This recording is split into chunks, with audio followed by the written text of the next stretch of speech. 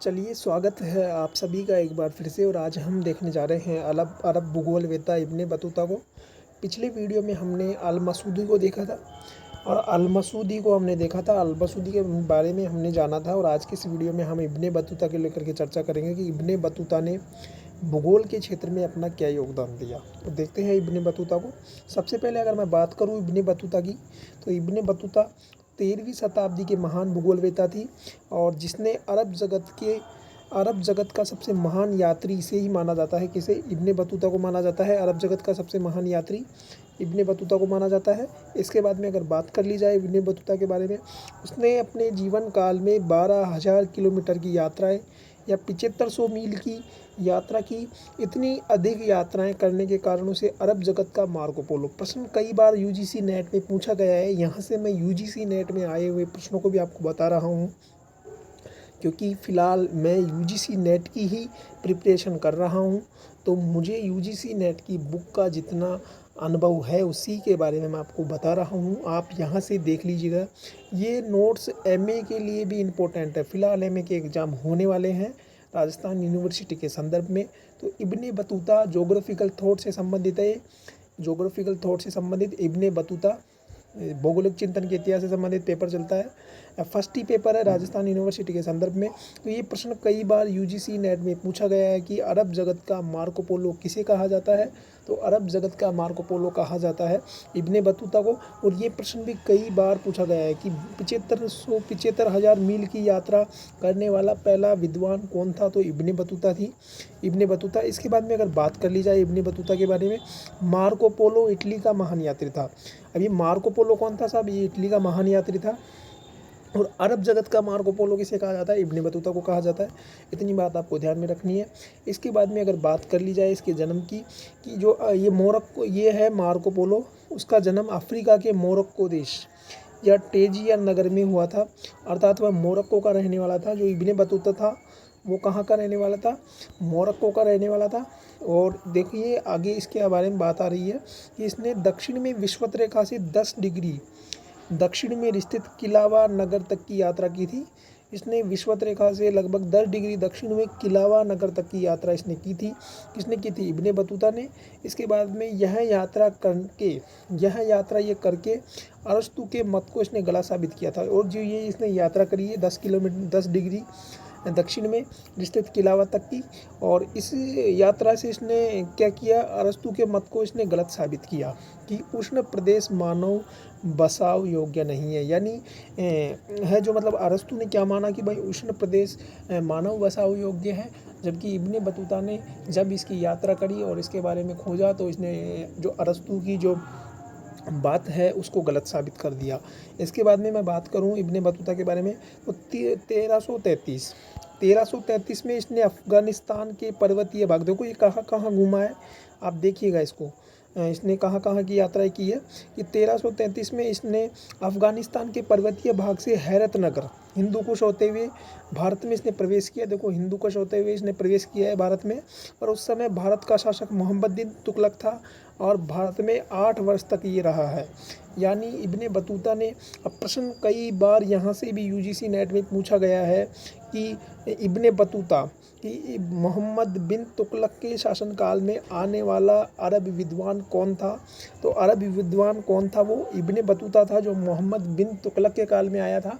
UGC net में बहुत बार पूछा गया है ये प्रश्न। इसके बाद में मैं बात करूँ, वह भारत में 8 वर्ष तक, और ये कितने वर्ष तक रहा है भारत में? 8 वर्ष तक। इसके बाद में हम देखते हैं अब इसने भारत में कहाँ कहाँ यात्रा करी।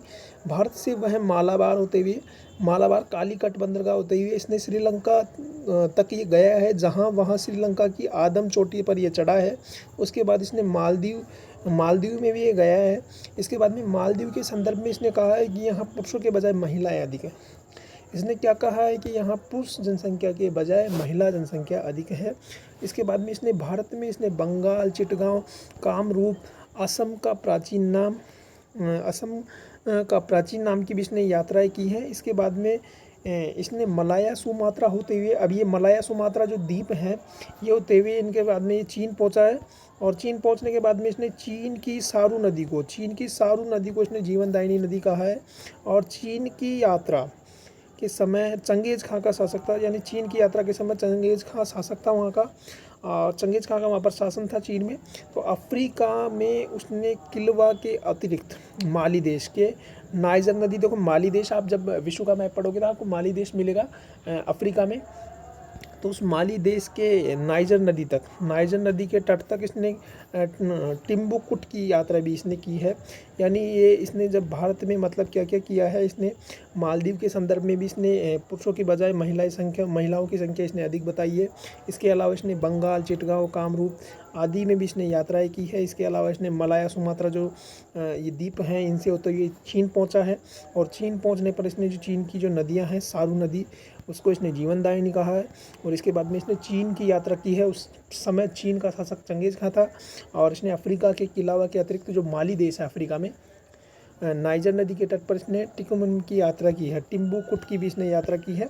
इसके बाद में इसके बारे में आगे अगली बात है उसकी यात्रा का प्रथम चरण। अब देखो इसकी यात्रा का प्रथम चरण है मक्का की धार्मिक यात्रा से प्रारंभ हुआ। कहाँ से इसकी यात्रा का प्रथम चरण प्रारंभ हुआ है? मक्का की धार्मिक यात्रा से इसका प्रथम चरण आरंभ हुआ है। और इसी चरण में इसने अल्जीरिया, मिस्र और फिलिस्तीन और सीरिया की यात्राएं भी इसने की हैं।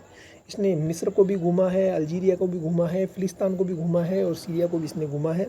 और इस यात्रा के दौरान इसने तागदा के मुस्लिम निग्रो जीवन की पद्धति का अध्ययन भी इसने किया है। और अंत में वह मोरक्को की राजधानी फेज में ये लौटा है और जीवन वहीं व्यतीत इसने किया है, मोरक्को में ही। इस प्रकार उसने अपने जीवन काल की तीनों महाद्वीपों की इसने यात्राएं की है। और ये यात्रा का वर्णन आपने देखा होगा, अभी मैंने आपको बताया है। इसके बाद में इसने क्या किया है?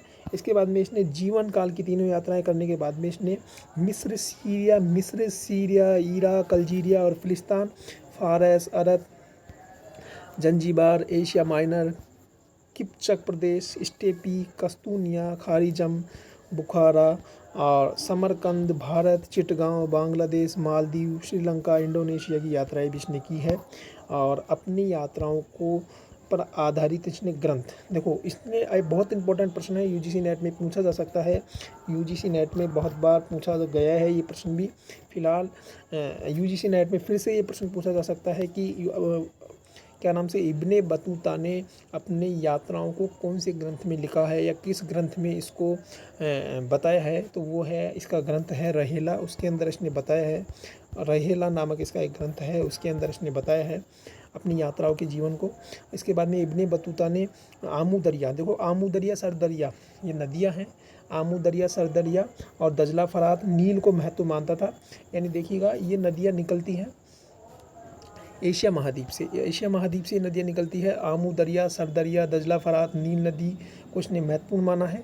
इसके बाद में इसने अरब के ऐसे भागों की भी यात्राएं की है जहाँ पहले कोई नहीं गया है। यानी इसने क्या किया है, अरब महाद्वीप, अरब के ऐसे भागों की भी यात्राएं इसने की है जहाँ पर पहले कोई नहीं गया है। और यमन, अदन, ओमान और इसमें भी इसने यात्राएं की है। इसके बाद में इसके बाद में हम वापस से एक बार रिवीजन कर लेते हैं। ये शॉर्ट ट्रिक है, ये शॉर्ट ट्रिक के मैंने इसको बनाया है, तो देखते हैं इसको। देखो ये सारी चीज़ें अपने ऊपर पहले पढ़ ली है, तो अब इसका एक बार फिर से लास्ट में रिवीजन कैसे करते हैं वो मैं आपको बता देता हूँ।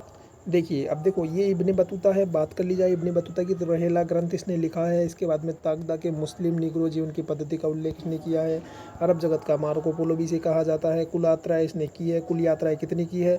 12,000 किलोमीटर 7500 मील की यात्रा इसने की है। मालदीव के संदर्भ में पुरुषों के बजाय महिलाओं की संख्या को इसने अधिक बताया है। अभी पढ़ा है ना अपने, बात सारी मैंने आपको अभी बताई है। तो ये एक तरह से अंत में रिविज़न है इस चीज़ का। और लंका की आदम चोटी पर चढ़ाई करने वाला पहला व्यक्ति भी यही था। 8 वर्ष तक ठहरा है ये भारत में, 1333 में ये पहुंचा है। और मोहम्मद बिन तुगलक के शासनकाल में ये आया है।